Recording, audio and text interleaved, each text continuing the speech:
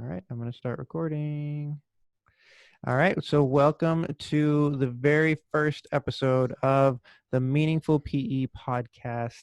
So in this show, we're going to talk a little bit about what Meaningful PE is.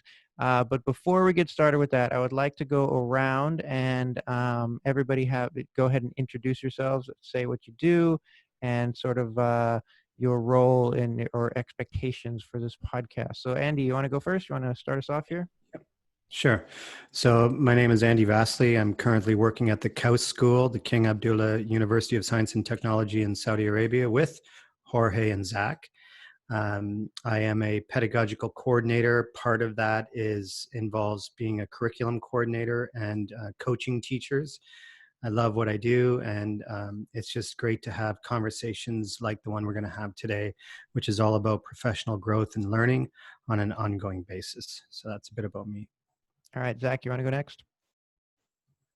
I am Zack Smith. I am a teacher at the Kaus School in Saudi Arabia, same as Andy and Jorge. I don't know what my role is yet, but we'll find out. All right, Déirdre, you want to go next? Sure. So my name is Déirdre. I'm a primary, elementary physical educator in Ireland, in Europe. And in my everyday work, I work with pre-service primary generalist teachers. And I've been involved in work on Meaningful PE for a number of years now with Tim Fletcher. And what I'm hoping from the podcast series is that the ideas of Meaningful PE might reach out to some teachers who haven't met the idea before. So up till now, Tim and myself have published a little bit in research journals, and we've presented at academic conferences. And some others like Jorge and Andy and Zack have written blogs and done some podcasting as well. But we're hoping maybe that this particular focused podcast on Meaningful PE might reach some people who haven't met the ideas before, or people who have met the ideas but maybe not had enough time to explore them in depth to take them up and use them in their own practice. So we're really curious to see how teachers might take up the ideas and use them in different ways. Ultimately to improve the quality of the children's experiences in physical education. All right, thank you. And Tim? So I'm Tim Fletcher. I'm a teacher educator at Brock University in Canada. I work with people who mostly want to be specialist physical education teachers and some other specialties, I guess you could say, in physical education and related fields. In case you can hear some background noise, we have our dog and a husky playing outside. We don't have any ritual sacrifices going in our basement.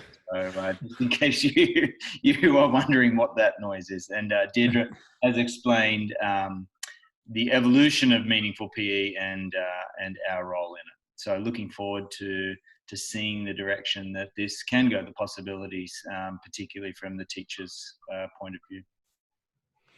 All right, and of course I am Jorge Rodriguez. I'm a physical education teacher here in Saudi Arabia, and I teach at the Kaus School, so with Zack and Andy as well. So I wanted to start the conversation off by kind of talking about what Meaningful PE is and how it got started. So Tim and Déirdre, would you mind talking a little bit about how this whole movement got started, and then really kind of explaining what Meaningful PE is? Déirdre, Sure. would you like to start that? Yeah, sure. So as you know, Tim is based in Canada and I'm based in Ireland. I'm ashamed to say how our contact actually started was that we were looking to bring in a Fulbright scholar, and Fulbright scholars can be brought in from the US into Ireland like on a scholarship system. So I contacted Tim and asked him would he like to come to Ireland as a Fulbright scholar. And of course, Tim replied and said, well, actually, I'm based in Canada, so I can't be a Fulbright scholar. But from that beginning, we started talking about what we were interested in back and forth on email. And I have a folder on my computer called My Favorite Journal Articles. And if you look in there, there was kind of a pattern that a number of articles by this particular philosopher of sport by the name of Scott Kretschmar ended up in this particular folder. And his ideas really resonated with me. I was curious about what they might look like. And ultimately, the question that I was left with, these are great ideas, but how on earth do I do this in practice? So Tim and myself started talking back and forth about his ideas, and we decided what I think was a very brave move to go, okay, let's try and take these ideas and see if we can figure out a practice-oriented implementation of, okay, how do you go about doing this in the everyday work of teachers? And we were lucky enough that at the time, Professor Mary O'Sullivan liked the idea of what we were trying to do, and she came on board as an advisor. So particularly in the first few years, her advice was really important in terms of steering the idea, but also in terms of just on occasion, giving Tim and myself the encouragement that we were heading somewhere good and there was value in what we were doing. So we've reached the point now, Tim, I'm going to say maybe 6 years later, that the ideas from what started off as a small research piece within our own programs and our own practice in Pete has grown many legs and headed off in lots of different directions. And we love that it's heading off in different directions. And I guess, to be honest, we're always pushing to see where it might go somewhere new. So Meaningful PE started off looking at practice and asking the question, how can we pay more attention to the qualitative nature of children's experiences? So how can we notice and try and help individuals within the space to have firstly positive experiences, but experiences that they see as significant or that matter to them, experiences that they might want to take up, expand on, repeat, and ultimately to build what Kretschmar uses this phrase, personal playgrounds. So finding something that you care about and love enough to want to go back and do it again and again and again, that something clicks, it works for you, it floats your boat. So I might let Tim add to that. Thanks, Déirdre. I don't know if there's much that I would like to add to that. You've captured it quite nicely. But I think the point for us that really started it was so small. It was just us sort of conversing, just as we're conversing between the two of us. Well, what might that look like? What seems to be working for the students that we're working with? What are we struggling with? And those sorts of things. So the types of questions that teachers are probably asking themselves on a regular basis, that was our starting point. And now it's expanded to something that we never could have envisioned.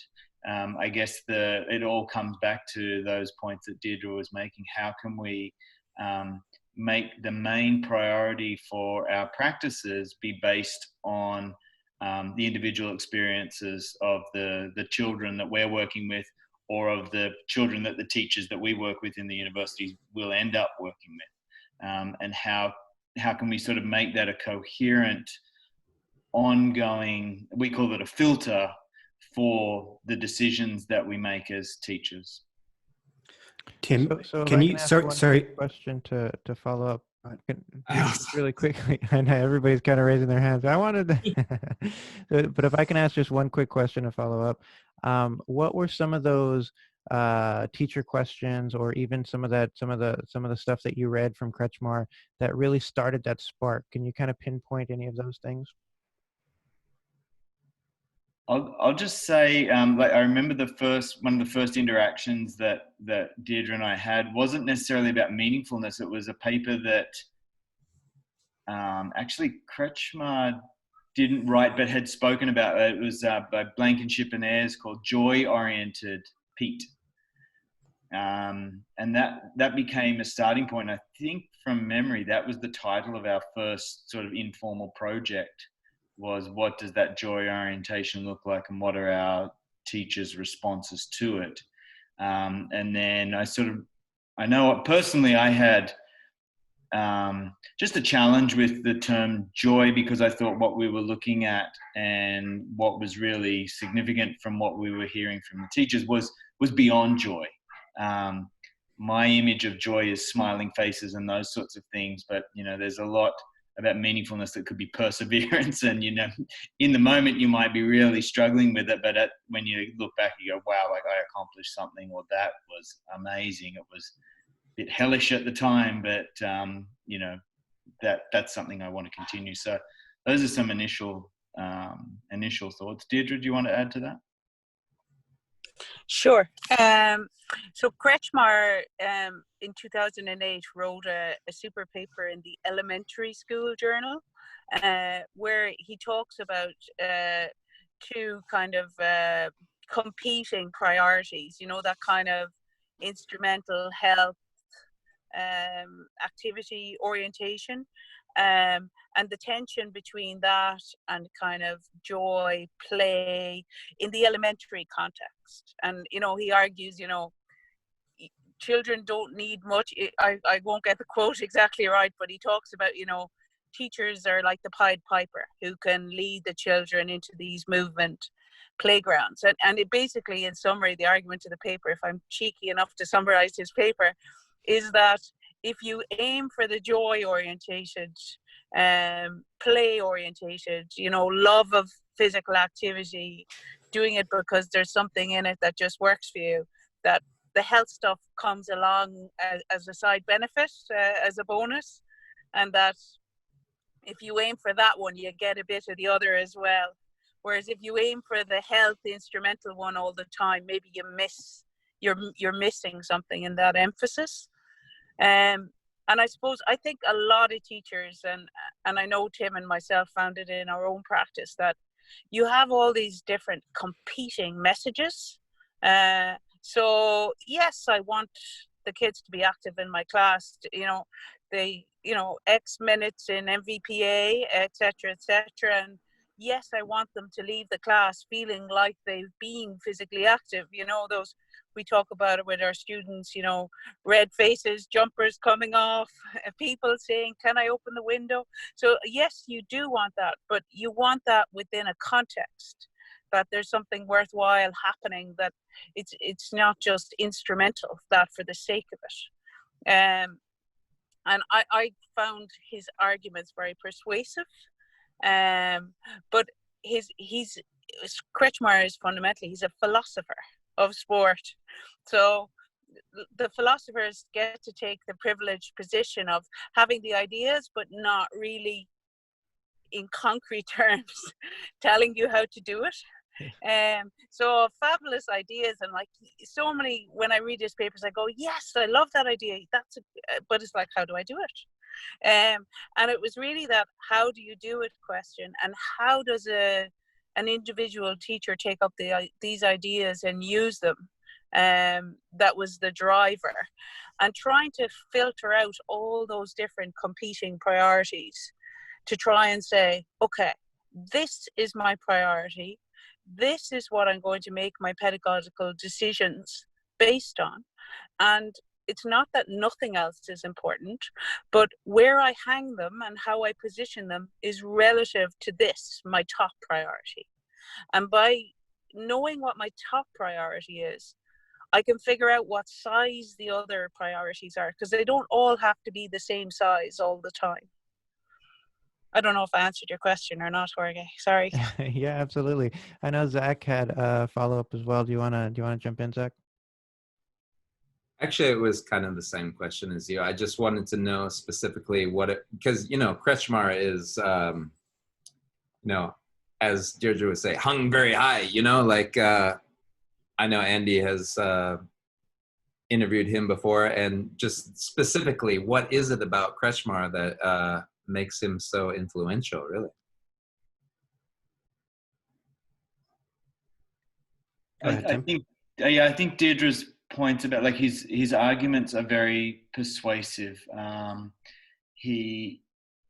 think he offers interesting counterpoints and doesn't necessarily break those counterpoints down, but argues against them using what he thinks should be the priority, which is meaningfulness and those sorts of things. So, you know, Andy, I know we've talked about the role of reflection and how you reconcile activity time with reflection time. So thinking about, you know, there's always the counter argument, well, you know, shouldn't they be active? And so if you can say, well, the value of reflection tends to outweigh considerations of this. What are we aiming for? We're aiming for them to be able to take what they're learning in physical education to do outside of. So using that as an example, he offers a lot of situations like that to me from my reading, in order to say, well, yeah, you can argue both ways, but here's why, you know, I'm going to put my money on this side of the ledger rather than on the other side. And although he talks in philosophical terms, I find them quite relatable, in that he presents situations that I can imagine, oh yeah, I understand where this has happened, or I've experienced something like this before, or I've asked myself similar questions or wondered about those sorts of things, or the teachers that I work with, you know, often struggle with these decisions and those sorts of things. So although he talks in philosophical terms, that's his job, and the position that he's taken, I think he does so in a way that's within some reach. Takes a lot of thought and effort to work at it. We've been going at it for 6 years and still have a long way to go, but it's sort of tantalizing in that way. Like, oh yeah, I feel like I'm heading in that direction. And as Deirdre said, it's really given me and us, I think, and some others, something that we can say, yeah, like we're really happy to say, this is what we believe highly in, what we value and prioritize, and what we can create an argument around for ourselves in order to articulate the reasons for doing the things that we do, is based on these ideas and this rationale. Yeah, and just to finish off on that, I think we need to recognize that it's much easier to teach the content than to teach the children. So, you know, when you're looking at an approach where you're emphasizing the individualization of pedagogies and prioritizing, you know, subjective experience and the personalization of experience, it's not a simple thing to do. So, you know, within a class, it's easy to, you know, accommodate the really competitive, sporty kids, and sometimes it's easy, you know, to look at the reluctant participants and target them as individuals. But what about everyone in between? And how do you really personalize and individualize the experience? So it's not an easy thing to do, but when teachers start looking at every kid in their class and asking those kind of questions, I think it becomes attractive to try and do, but it also becomes an imperative to try and meet those needs, expectations, interests of the individuals within the collective of the PE lesson. Hey, Andy, did you want to ask a question or add something to that? I just wanted to add one thing, and I know, Jorge, you've had Scott on your podcast as well, Scott Kretschmar, and one of the things that always stood out to me, and it was a profound moment when I was interviewing him, and what he said is, it takes a skillful practitioner to lead the young person by the hand to the doors of the kingdom. So he uses the doors of the kingdom as a metaphor for what goodness exists out there in regards to physical activity and sport. And it's something that has always stuck with me. And I knew the value of the 5 features and the meaningful PE framework when I interviewed him. but that really stuck with me, and I've never forgotten it. And it's not about creating 31 different lesson plans for 31 different students or 20 different students. It's applying a framework. And that's what this is about. And the uniqueness of it is that we can all apply it differently based on our context and our students and the resources we have and where we teach and the space we have and so on. So, you know, I just wanted to add that in there, that this is not about one linear way to approach teaching and learning. It's opening up dialogue about what's possible and the infinite possibilities that exist with applying this framework to teaching and learning in physical education. Yeah, and I think there's also like this sort of poetic nature of how he kind of communicates some of that philosophy, right? Like leading the children into the kingdom, creating your personal playgrounds. I mean, I think it's something that there's something there that that's very attractive to that, and yeah, it like Tim was saying, like you can kind of see some of these things in your class and in your practice and say, yeah, I can relate to that, and it kind there's that kind of that connection. So, Andy, do you want to talk a little bit about what we're doing here and creating this sort of space for meaningful PE? Yeah, sure. So we've always been communicating. Tim, Deirdre, Zach, Jorge, myself have been communicating over the past few years about how it is we're applying the framework. And it's been in bits and pieces. You know, I talked to Tim, and then, you know, Tim introduces me to Deirdre, and then Zach and I kind of team up with Deirdre, and then Jorge and Tim and I have a conversation. So Jorge and I, having this ongoing discussion about teaching and learning in physical education, we came up with the idea of creating a meaningful PE space to promote dialogue and to share learning. And seeing as we both have podcasts, we thought, why not host a new podcast under the umbrella of the meaningful PE kind of framework or big ideas?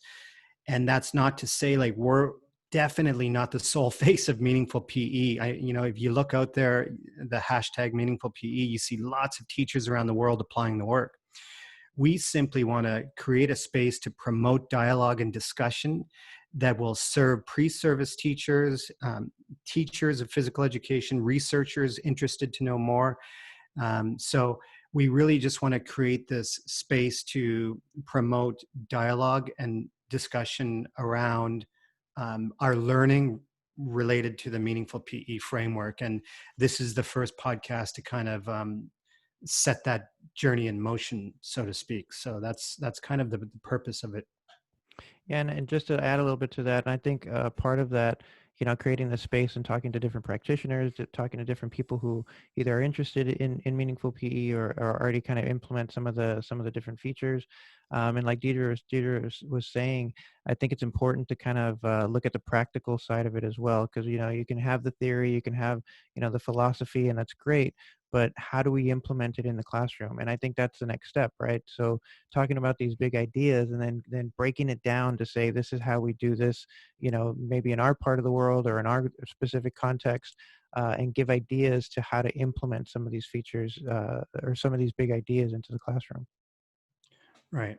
And I'm really looking forward. I know we're all looking forward to kind of working together on this. And we can probably segue into, we just want to based on, so Tim, Deirdre, you've been at it 6 years now. I pretty much, Tim, I think you and I met in 2014.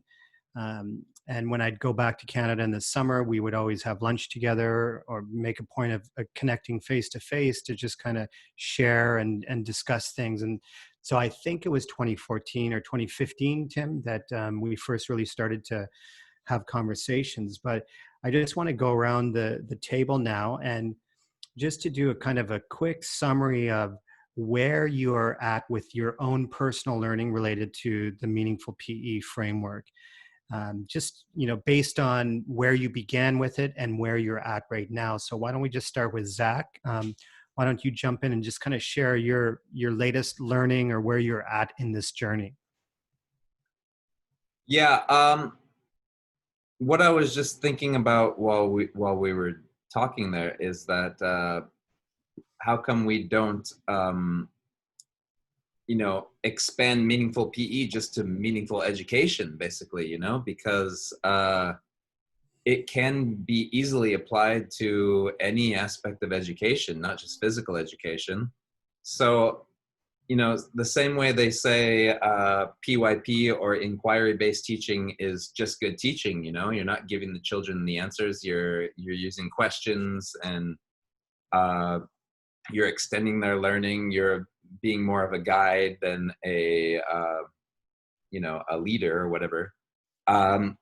It's the same way with meaningful PE. Why aren't we planning these different ways that we can engage learners? Because the learners need to be engaged in education, right? You know, like, and we need to find out as much as we can about the learners, the individual learners that we have in our class. Do they come to PE class and try to learn because they want to have fun, or do they want to become more competent movers, or do they want to have fun with their friends, or do they want to experience the flow state of joy or delight, or do they want to, you know, whatever they want to do. Mm-hmm. So I guess what I'm saying is we need to learn as much about our students as we can, basically, and that changes from year to year. So it's all about just being present with your students at the time, basically. So I just feel like being a, whatever, quote unquote, meaningful PE teacher is being engaged yourself as a teacher and learning more about your students and how they engage in physical activity, and trying to form a foundation for them to be active or have positive feelings about physical activity for the rest of their life, basically. Yeah, great, Zach. Thank you. Jorge, how about you? So for me, I mean, I've you know, I've thought a lot about you know, how to increase the engagement and motivation of my students, and so something that came to my attention several years ago was self-determination theory, and I think, you know, trying to think about the experiences that I kind of designed for my kids. I use a lot of those aspects in my planning, and then kind of finding meaningful PE and some of the research that you guys have done, and you know, it I think it ties together really well. And I think thinking about, like you were talking about Kretschmar's philosophy, and you know, those types of things, I think I've always kind of strived to do that in my classroom. And so finding this framework, it kind of helps me pinpoint some of those things, and try to prioritize some of those things in my planning, and in my execution of the lessons, right? And so for me, that's kind of where I'm at. I definitely need to learn more, and figure out how to prioritize some of these features when I'm planning the different experiences for my class. But yeah, I agree with Zach too. I think a lot of these things are best practice, not only in physical education but in all of education, so that we can help students find that joy of learning. And so whether it be in the physical part or in the cognitive part, or, you know, in math class or in science class or in PE class, I mean, that's what we want. We want our kids to be lifelong learners. We want them to enjoy learning. We never want to take that sort of curiosity of learning away from them. And I think meaningful PE and some of the features of that kind of maximize that potential. Yeah, absolutely. Déirdre? Okay, so I suppose what Jorge is talking about there in terms of self-determination theory, some of that absolutely echoes some of the approaches in meaningful PE, and it's something that Tim and myself have I suppose walked a little tightrope along, because we talked already about Scott Kretschmar, who's a philosopher, and self-determination theory is psychological. It's a psychology theory. Mm-hmm. And the concept of meaningfulness is owned by the positive psychology people. So there's kind of a psychology thing going on and a philosophy thing going on. And if I can speak for us both, Tim, you'll forgive me, that Tim and myself would position ourselves as pedagogues, so we're pedagogy people. So we try and draw on ideas from the philosophy and ideas from the psychology, but we're very much driven by a pedagogy query in terms of implementation and what that looks like. And I think one of the big questions that's sitting there for us at the moment is how this plays out across time. So any one PE lesson, I think, saying what was meaningful today is really only a partial question, because meaningfulness is something that happens retrospectively. And what we're trying to do is to put the qualities of experience in place now, so that when children look back on those experiences, they'll see the qualities that they value in those experiences and connect them up. So does meaningfulness in physical education happen? How many lessons does it take? And this is where one of the things we've talked about is the idea of longer units of work, that you need that depth of experience to really grab onto it and value on it and take ownership of an activity. So that idea of moving from doing dance to being a dancer, or swimming in the pool to identifying as a swimmer is one of the ways that we talk about that. So the question that I'm wondering about at the moment is how this plays across time. So a teacher in a school takes this up at the beginning of the school year, works across different units. How long does it take? How many units? How many years does it take for that value and personal significance to be ascribed to the experiences, to the extent that children take them outside of PE to other contexts in their physical activity lives? The second curiosity I have at the moment is, and I don't want to mess with the framework because I know that Andy, you use it in a particular way, but I'm always curious about what else. So is there more to this? Are there other aspects that could enhance the framework that we already have? And I'm thinking here particularly of a paper by Rintala where she talks about the ings, and that's well worth looking at some point. And where else we might take this. One example I can give you is most of the PE work that's been done so far looking at meaningfulness is within the standard structure, the standard format, the standard formula of a class. So everything looks how you'd expect it to look, but the focus on meaningfulness is in little tweaks, little actions, rather than in something bigger in terms of structural change, things being organized in a different way or thought about in a different way in bigger terms.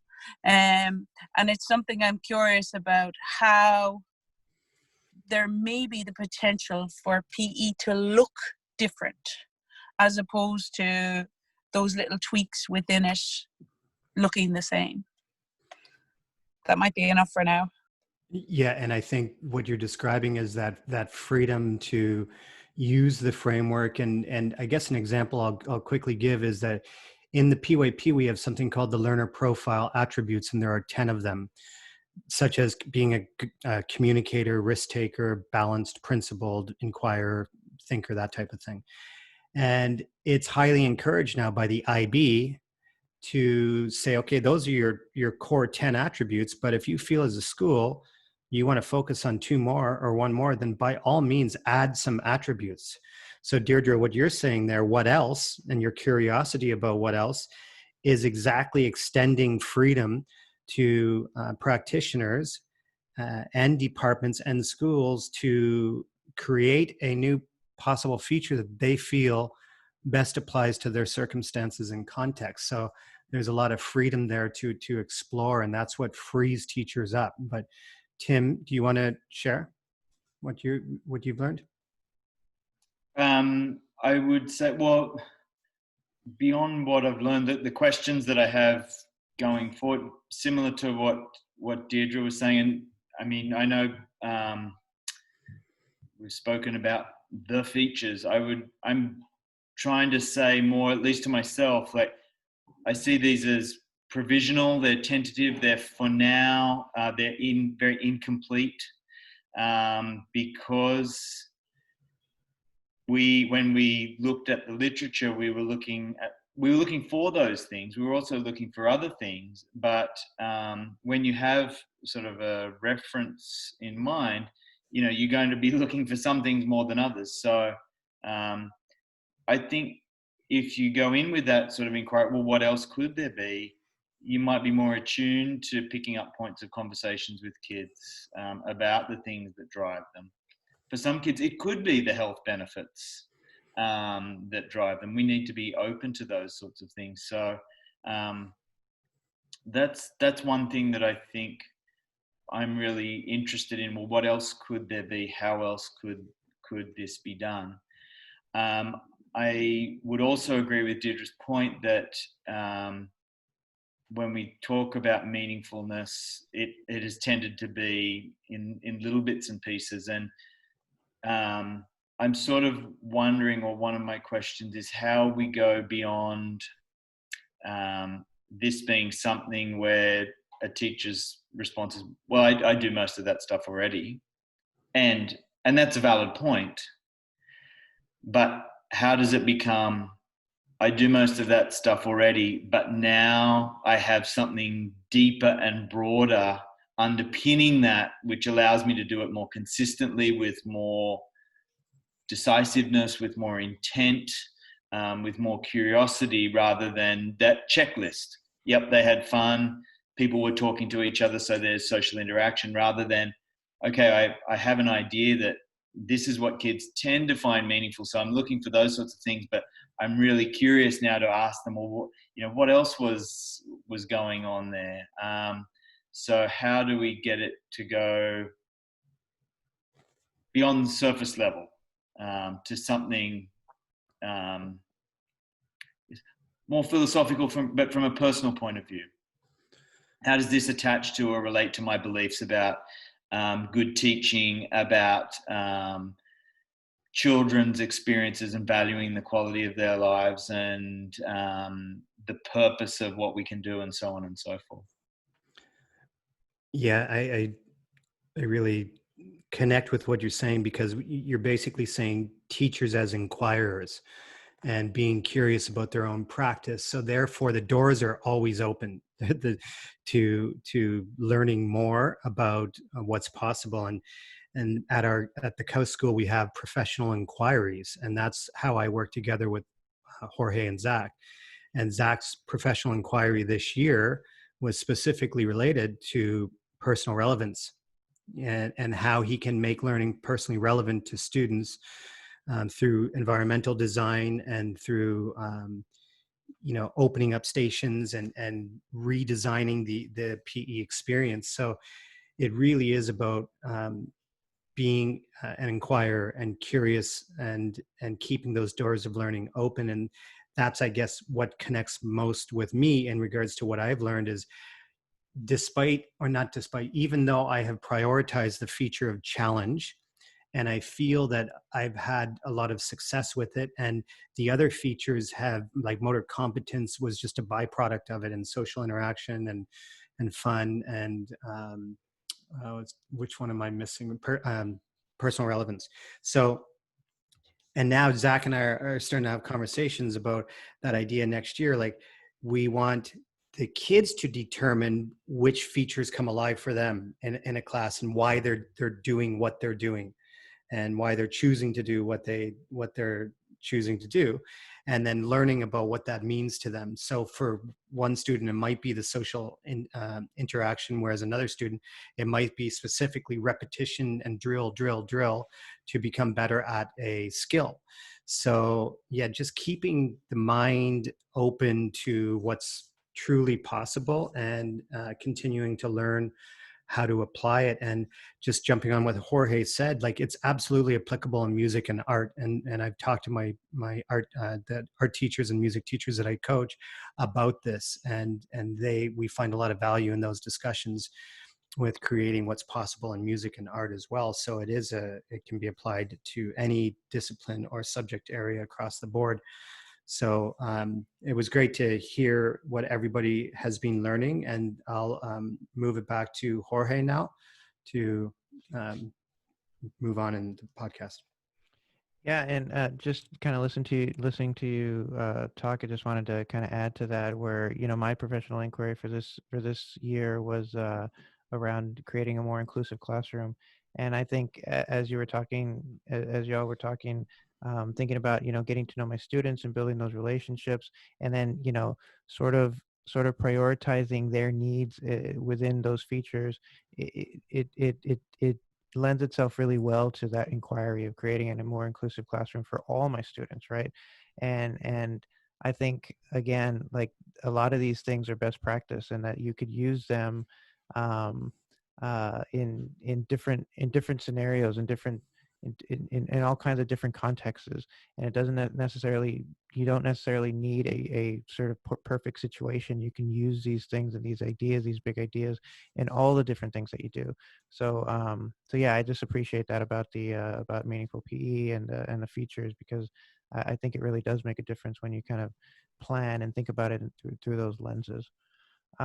So I know we've been talking for almost an hour now, and I think we can keep this going for a long time, because it's so much information. It's such a great conversation. I really appreciate it.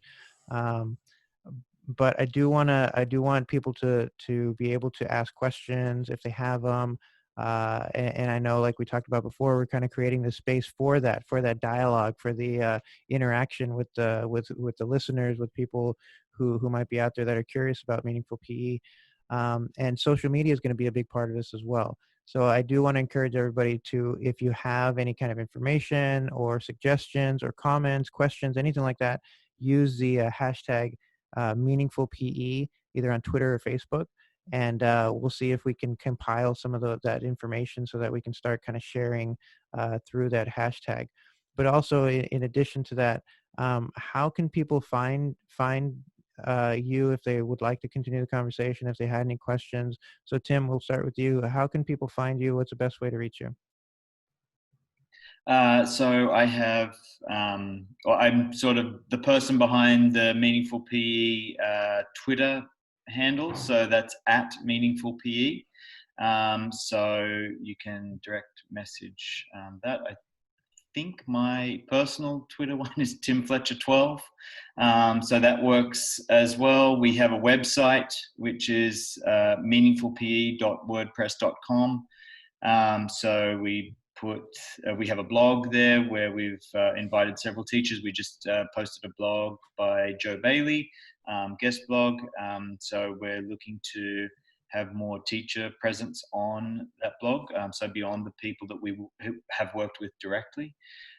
We also have on the website all of our papers that we've written on Meaningful PE. Some of them are the pretty PDF versions with all the images and graphics. Some are just the basic Microsoft Word version, but you can access all of those, all the presentations that we've done. And we also have some pedagogical cases like hypothetical scenarios, which are sometimes based on actual situations. I know we used one of Andy's blogs as inspiration for one of our cases. Some of those are imagined, but they're, I guess, professional development tools for teachers who may want to sort of grasp that scenario. You know, we talk about Kretschmer putting in a situation that was relatable or within reach, and those are there as well. And then, of course, personal email is tfletcher@brocku.ca if anyone would like to do that. So there's a few ways that you can get in touch, at least with me. Déirdre. Yeah, so those same places that Tim mentioned there, and obviously my email address at work. So I'll spell it, I guess. So DEIRDRE at mic.ul.ie. Maybe you can put that on the screen or something, Jorge. Yeah, we'll put that in the notes because that was pretty fast. I was trying to write it down. I was Thanks. like, I'll just have to listen back. Zach, what about you? mrzackpe. Twitter. Mr. Zack PE. Mr. Zack PE. All right. Andy? Yeah, I'm at Andy Vasily on Twitter, and also my Run Your Life podcast website, which is runyourlifepodcast.com. All right, awesome. So I'll definitely post all that in the show notes. So if anybody is interested, wants to continue the conversation, go ahead and hit us up. And also remember to use that hashtag meaningful PE on your social media account so that we can kind of compile that information as well. So to close us off, Tim, I wanted to ask you if you could do sort of a quick elevator speech, so to speak, to a teacher who is curious about meaningful PE, not sure if that's where the direction they wanted to take their program in. What would you say? What would you say to that teacher to sort of to sell them on the idea of meaningful PE? Yeah, thanks. This is high pressure situation here. So No pressure, no pressure. Yeah, I didn't take any courses in sales or marketing. Actually, I did. I took one, but I've forgotten it. So I will do my best. I think what we are about, Déirdre can add to this if I've missed anything. We really see physical education as having the potential to transform children's lives and to impact the quality of their lives. Historically, physical education hasn't been able to do that well for all children or for most children. I think what we are trying to do in Meaningful PE is to use the good things about physical education to improve the quality of children's lives, to do that with intention. And we think that by valuing children's experiences of physical education and really making a commitment to understand those experiences. So as we've said before, that means creating a dialogue and committing to creating a dialogue with children about their experience, to understanding what drives them, what they enjoy, what they dislike, and the reasons why, and working with our students, with children, to create situations that are going to be transformative in whatever way that might be. I think ultimately what we're all trying to do is to provide situations in school that children are that inspired by, for a variety of reasons, that they want to seek more opportunities either at school on the playground or outside of school on weekends, after school, those sorts of things. That's probably what we all aspire to. What we're trying to do is to find some pillars about the things that are going to get kids to those situations or help teachers get kids to those situations. We are also, this is the elevator pitch to teachers, as researchers, we're very conscious of trying to present those ideas in a way that's accessible to teachers, that's respectful of teachers' context, respectful of teachers' time, respectful of teachers' expertise as well. So although we have had the luxury of being able to work with this and think about it a lot and write about it, we are very respectful and I guess awe-inspired a little bit of the life experience that teachers bring, and we want to hear those experiences and how that can feed into the ideas so that we can refine it and make that better.